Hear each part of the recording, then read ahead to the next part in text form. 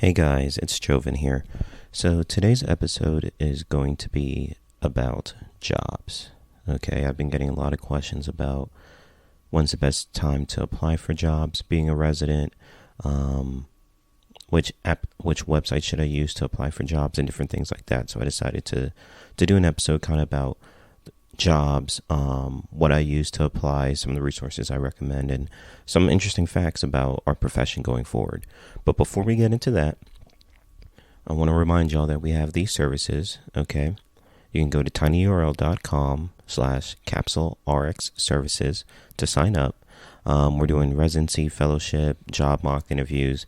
Anybody that's interested, if you need help with any like letter of intents, CV reviews, anything like that, please feel free to sign up and we'll help you guys out with all of that.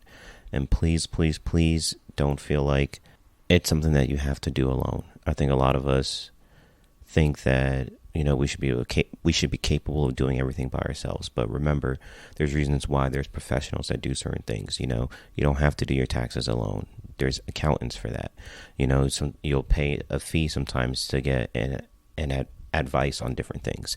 So really, that's all we're trying to do, help you guys out with anything. So if you feel like you need some additional help and you're not super confident, I'd highly recommend you do this, because the last thing you want to do is go into the interview that you want for your dream job and not be the most prepared that you can be. Okay? Trust me, it happened to me. It happened to other people I know. Sometimes you think you can just walk up in there, you know yourself well, you can sell yourself, oh, I'll be fine. And then they hit you with a couple curveballs and you don't know how to respond well. So definitely feel free to sign up at tinyurl.com/CapsuleRx services, and we'll do the best that we can to help you guys to be prepared for the interview, and be prepared to get the job that you want. All right. And please keep in mind that we're still posting our episodes on Mondays. Sorry about last week. I had some issues with my laptop, so I wasn't able to get it posted, to be able to get that episode done in time and give it to y'all.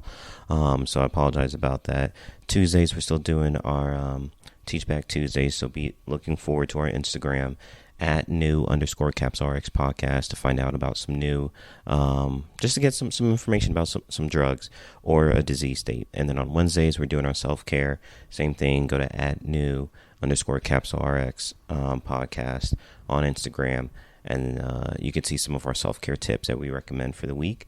And then on Thursday, we're still doing Test Your Knowledge Thursdays on Instagram. On our stories, you can see a quiz that's kind of NAPLEX related. And then on Friday, what we'll be doing is our Fun Fact Friday. So usually we post it on TikTok at CapsuleRx Podcast, and then also on our Instagram account, so at @new_CapsuleRx Podcast.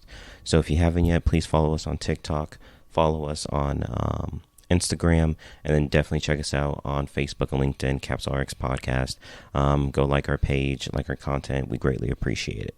All right, so now let's get back to this episode.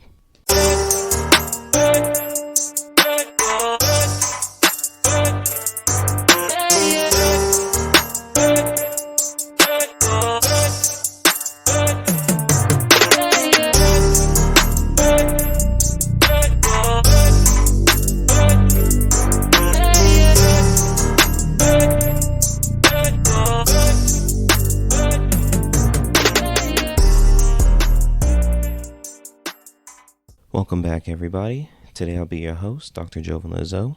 And for today's episode, as I stated earlier, we'll be talking about jobs/careers.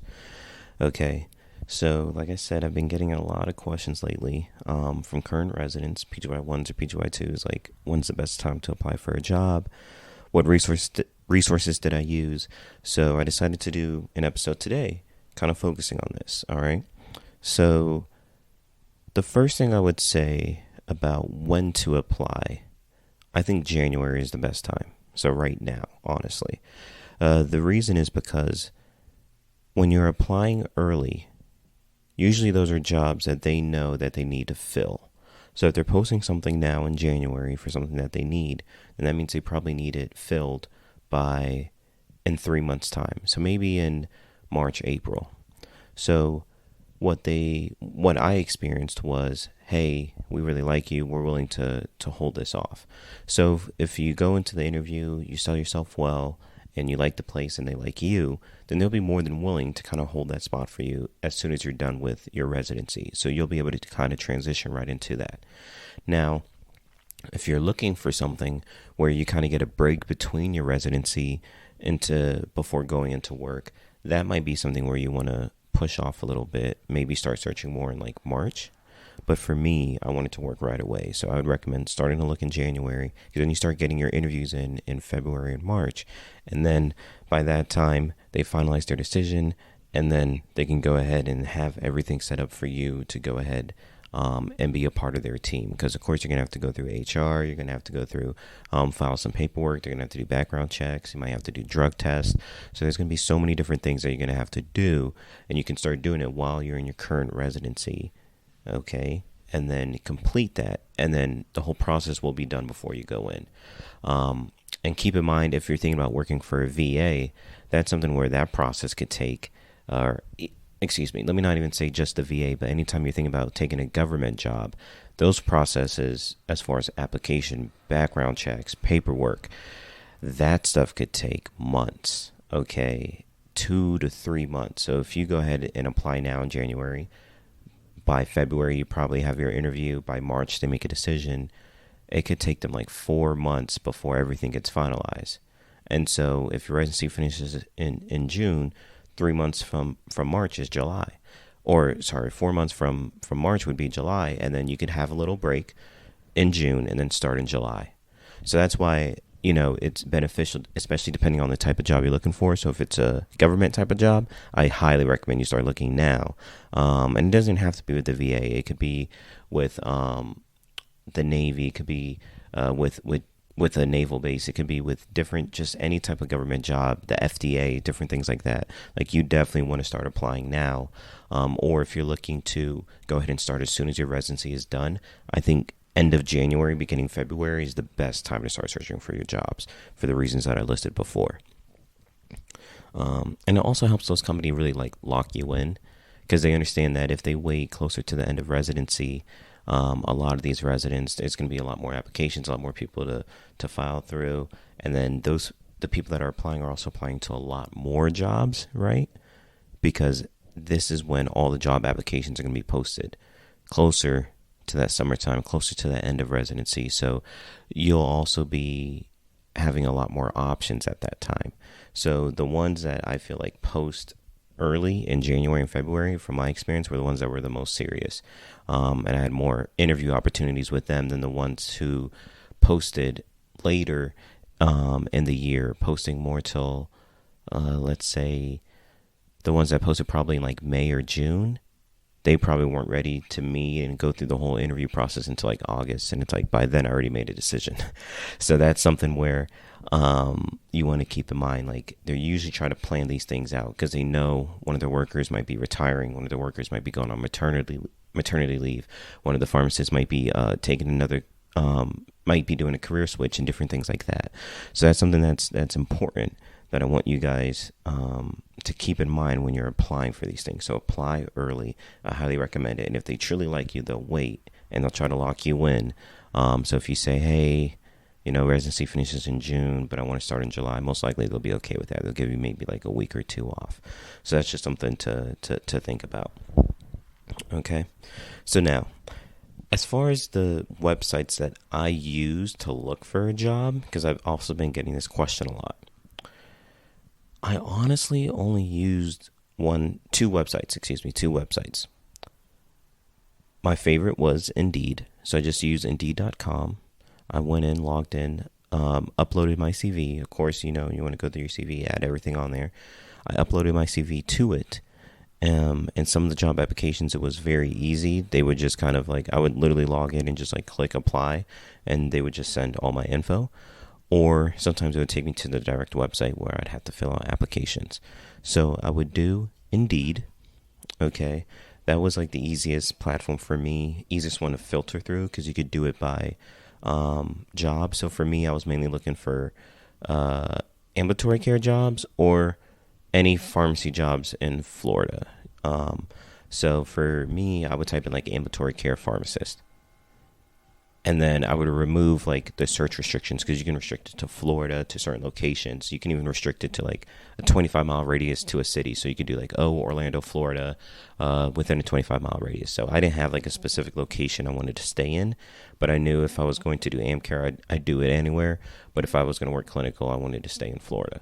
So that's kind of what I did. So ambulatory care pharmacist, I would search that. No state, no nothing, and then it would just pull up a list, and then I would just filter it by the newest ones and just apply if I thought the job was interesting or in a city that I liked. If it was, Nashville, Tennessee, I've heard great things, let me apply there. Okay, Pittsburgh.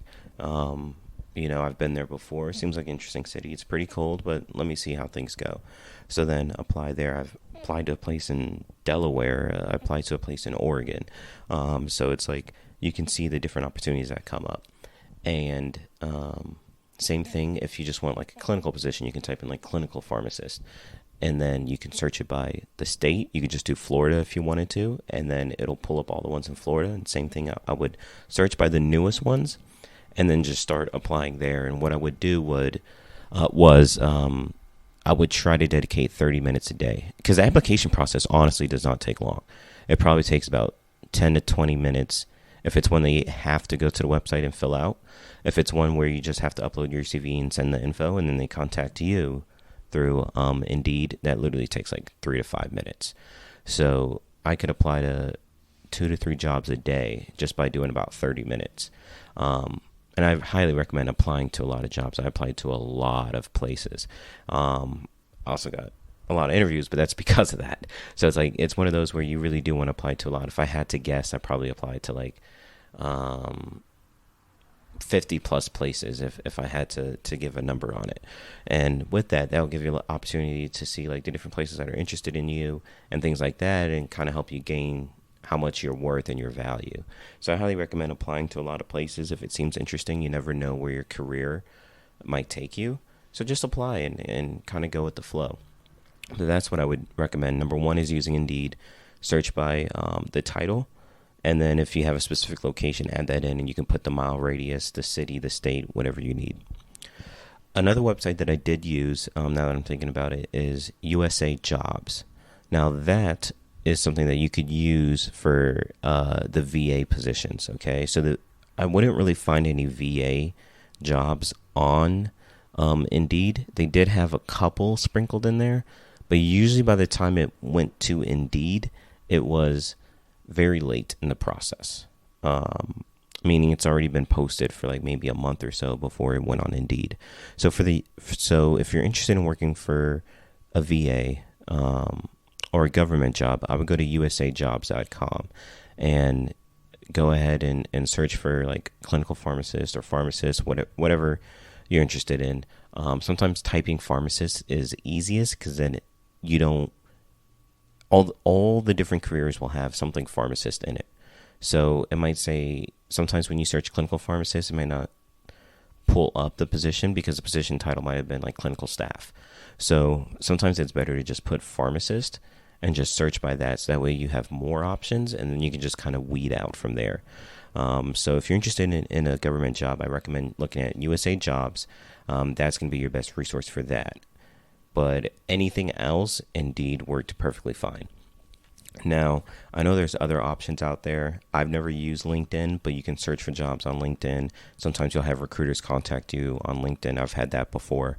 So that's another resource to have. So if you don't have a LinkedIn, go ahead and create one. Make it a professional profile. Start being a little bit active on there. Post at least once a week on there, and then people can kind of see your activity, and you can let them know that you're interested in a job on LinkedIn, and that'll kind of help the recruiters on there contact you. Some other websites that I haven't used, but I know pharmacists who have used them and helped them get them a job, is Monster.com and also ZipRecruiter.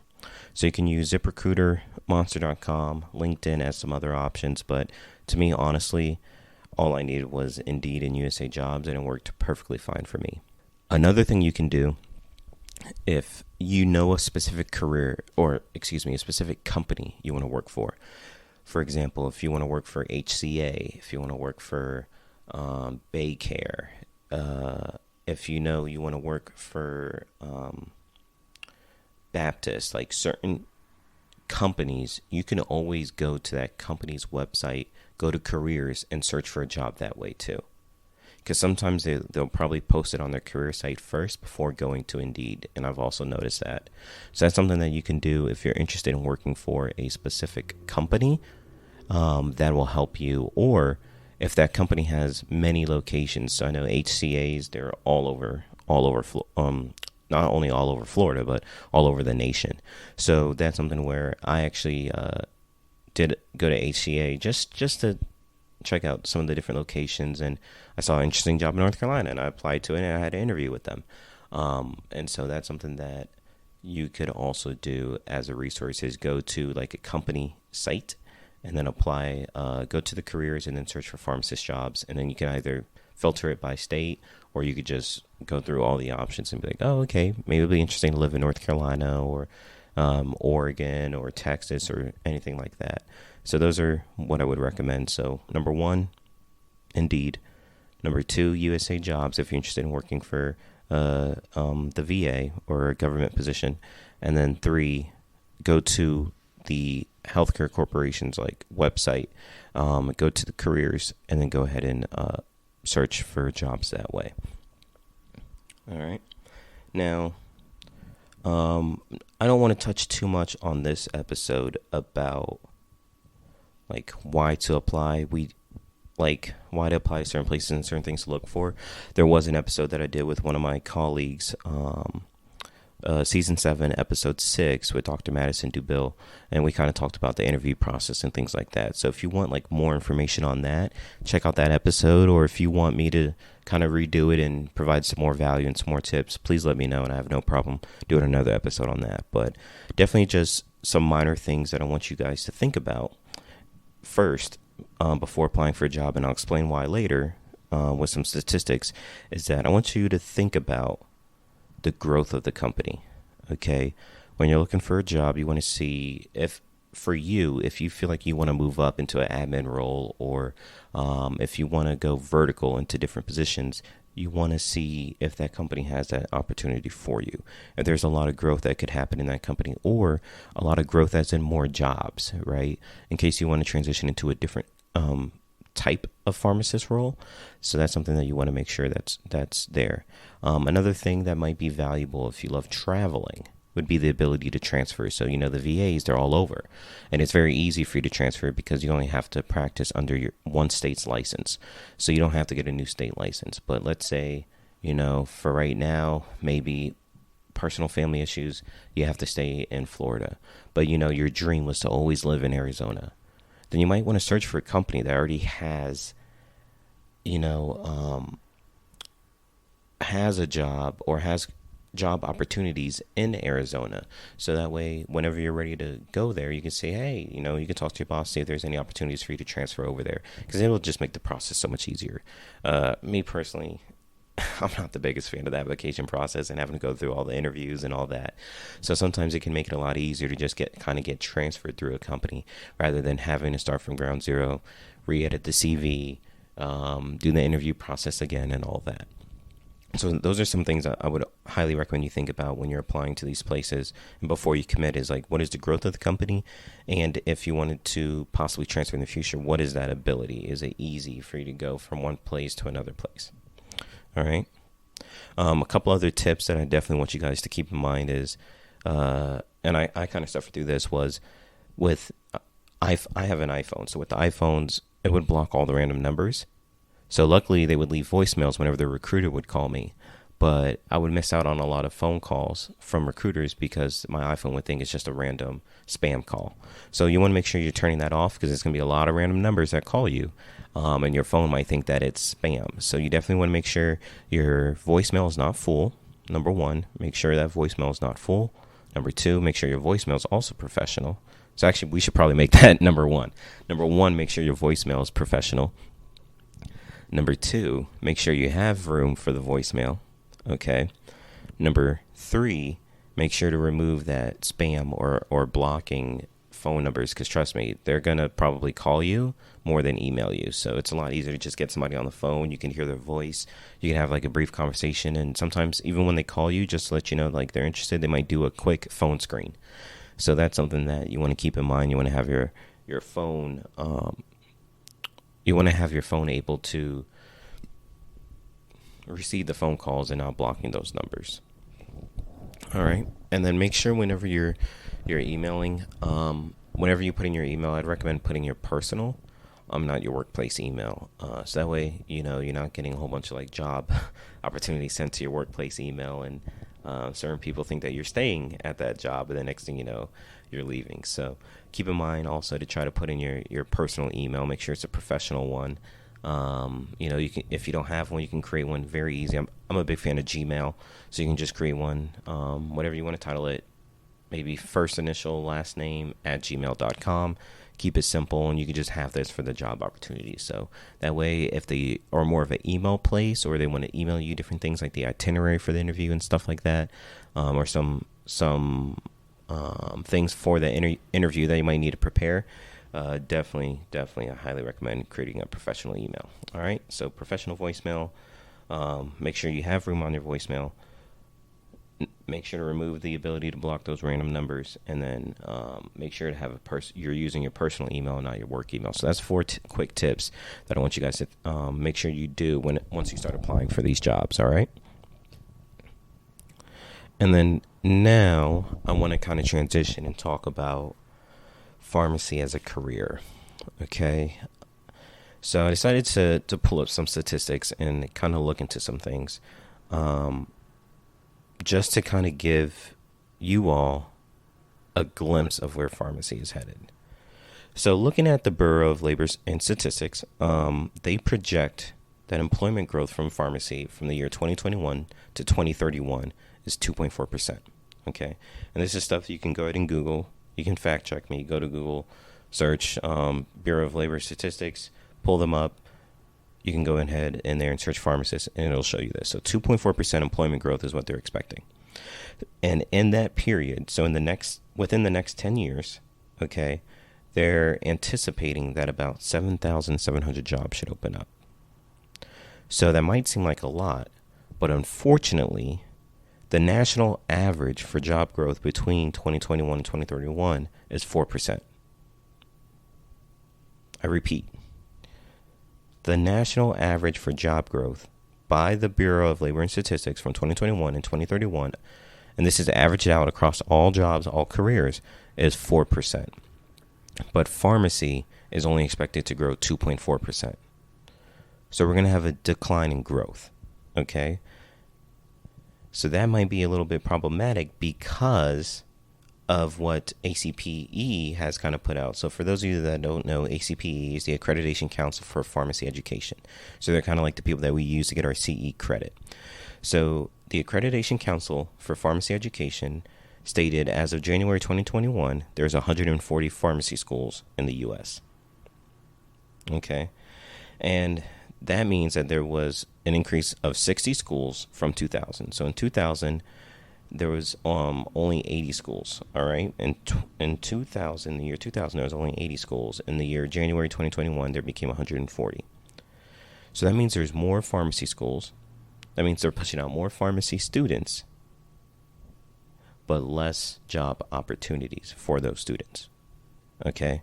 Because there's not going to be that high of a growth for these opportunities. So you definitely want to apply early. Okay, that's one of the reasons why I wanted to definitely talk about this. You want to apply early.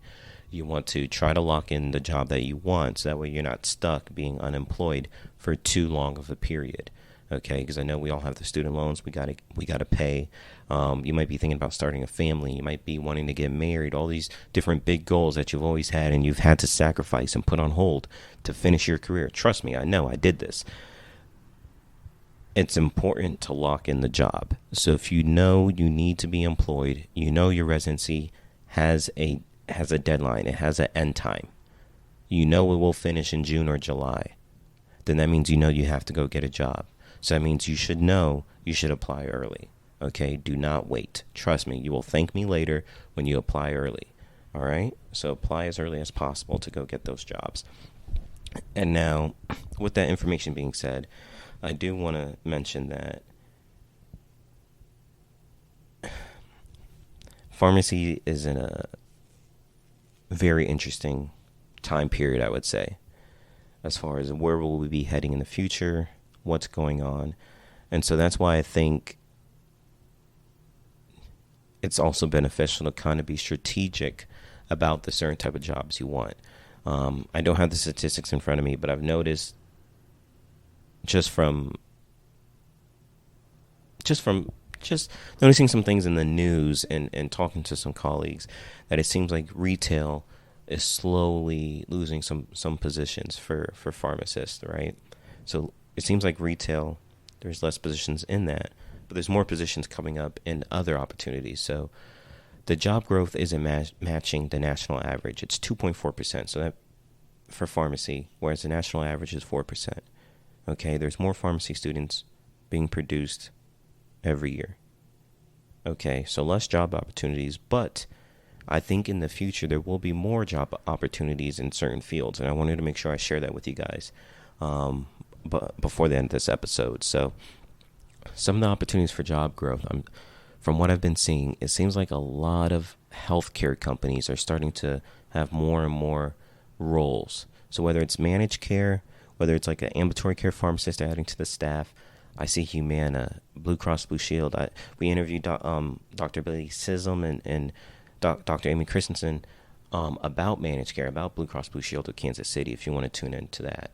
I have some colleagues that work at different managed care pharmacies, different health insurances, and I'm noticing that they're noticing the value and the importance of having a ambulatory care pharmacist on staff.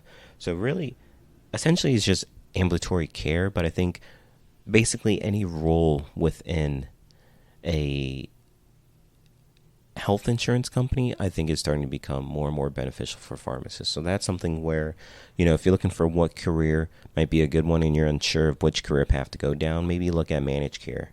Okay, I think that would be a pretty good role to look into. Maybe look at ambulatory care, because ambulatory care, the beauty about this is that you can work in so many different settings. You can work ambulatory care outpatient in a hospital setting. You can work ambulatory care outpatient within a doctor's clinic. Okay, you could also do the same thing working for a healthcare with a health insurance company. Excuse me. So those are all different things that you can do and play a role in, right? So I think ambulatory care would be a very it's a booming industry, I would say, for pharmacy. So that's something that I would definitely say to look into. You can look at ambulatory care. You can look at managed care. Another thing I'm starting to see is more and more freestanding EDs. So maybe becoming an emergency medicine pharmacist might be a good career path to go down. Another one might be transitions of care. It seems like certain corporations, I know Baycare has a lot of TOC pharmacists on their staff. So certain corporations are starting to see the benefit of having a TOC pharmacist, a transitions of care pharmacist. So that might be a career path that, if interests you or if you're unsure about as a pharmacy student, I would recommend looking into. So TOC or transitions of care, ambulatory care, managed care, and even through managed care you could do prior auths. There's so many different things. So within managed care there's so many different roles under it. Freestanding ED, and then I think this one's just throwing it out there. I don't know for a fact, but I think maybe even doing unique positions, something like an information technology. I could see there being more roles as we incorporate more technology into pharmacy. Excuse me, as I'm losing my voice here. As we incorporate more technology into pharmacy, I can see IT or information technology being a big role for pharmacists. So that's something that you might want to see as, the world becomes more tech heavy. You think pharmacy is going to stay behind, or do you think pharmacy is going to become more tech heavy? Probably going to be more tech heavy. So probably getting involved in information technology could also be a very beneficial role as a pharmacist. And then just look out for any innovative opportunities, Amazon kind of coming into the pharmacy field. Maybe there'll be other big tech companies that kind of come into this role also. So that's something that you can kind of keep in mind, is just as a pharmacy student, I want you to think and don't be like, oh, I have to go work at CVS, I have to do retail, or I have to go work in the hospital setting, or I have to go do research.